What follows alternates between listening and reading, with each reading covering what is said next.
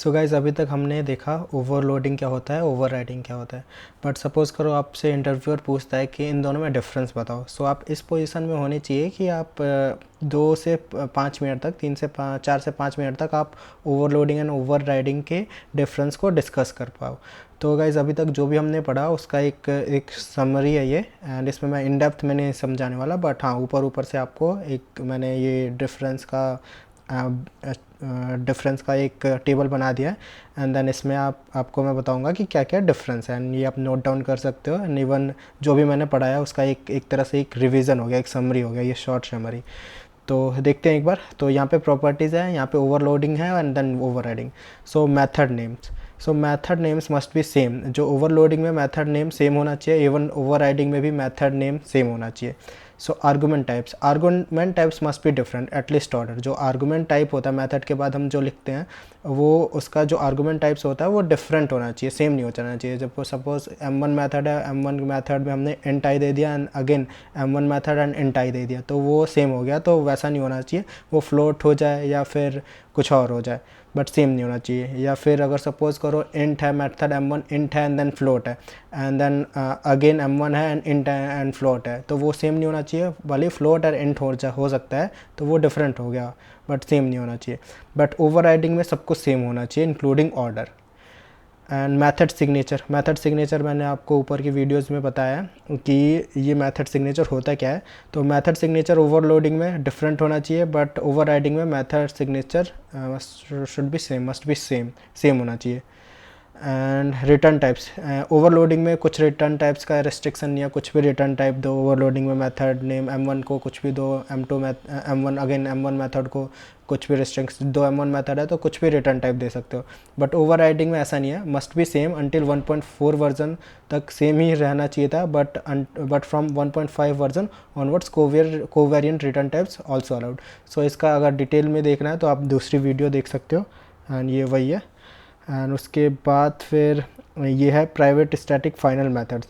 सो इन methods को हम overload कर सकते हैं। जैसे कोई मेथड प्राइवेट है, स्टैटिक है या फाइनल है, तो ओवरलोड तो हम कर सकते हैं, बट ये जो ओवरराइडिंग है उसमें हम नहीं कर सकते, can not be overridden.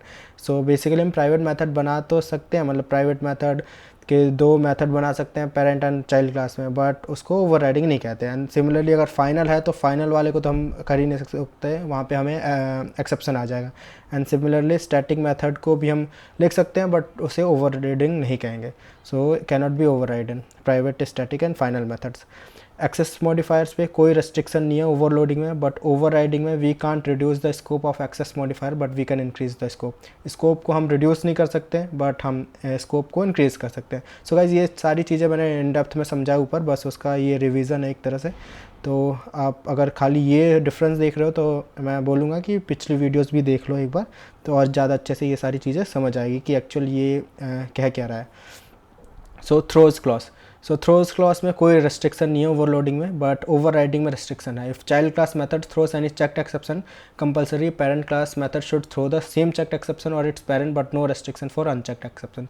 So guys जैसे चाइल्ड क्लास का मेथड है वो कोई चेक्ड एक्सेप्शन थ्रो करता है, तो पेरेंट जो है वो सेम चेक्ड एक्सेप्शन थ्रो करना चाहिए, या फिर उसका जो पेरेंट मेथड है या फिर सेम चेक्ड एक्सेप्शन थ्रो करे, या फिर उस एक्सेप्शन का पेरेंट थ्रो करे, तो ही हमारा ओवरराइडिंग एलिजिबल है, अगर हम कोई एक्सेप्शन थ्रो कर रहे हैं तो। और कोई रेस्ट्रिक्शन नहीं है अनचेक्ड में। अनचेक्ड चाहे child class unchecked exception throw करे तो पेरेंट थ्रो ना करे फिर भी चलेगा, बट हाँ चेक्ड एक्सेप्शन में रेस्ट्रिक्शन है। और मेथड रिजोल्यूशन ये वाला तो हमने इतनी बार देख लिया कि आपको एकदम समझ आ ही गया होगा क्या होता है ये। तो method resolution always takes care by compiler based on the reference type in overloading, but overriding में method resolution always takes care by JVM based on run time object. And guys it is also known as ये property है। And overloading को हम compile time polymorphism भी कहते हैं, static polymorphism या फिर अर्ली बाइंडिंग भी कहते हैं, बट ओवरराइडिंग को हम रन टाइम पॉलीमॉर्फिज्म कहते हैं, डायनेमिक पॉलीमॉर्फिज्म और लेट बाइंडिंग कहते हैं। तो ये गाइज है, ये डिफरेंस है बेसिकली ओवरलोडिंग एंड ओवरराइडिंग में based on few properties. And then अब एक नोट देखते हैं। तो ये नोट है, मतलब इस समरी अगेन इस टेबल का भी एक समरी है। तो in overloading we have to check only method names. Overloading में मेथड नेम्स चेक करना पड़ेगा, should must be same, and argument types must be different.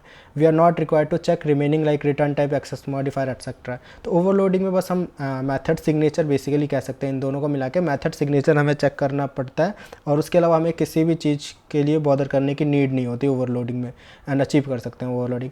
But over riding में क्या होता है, everything we have to check like method names, argument types, return types, access modifier, throws, clause etcetera. तो guys ये था अपना overloading and over riding के बीच में डिफरेंस। तो गाइस ये बहुत इंपॉर्टेंट है, ये आई होप आप समझ गए होंगे ओवरलोडिंग एंड ओवर राइडिंग क्या होता है, एंड देन डिफरेंस इनके बीच में क्या है। तो या guys that's it, thank you.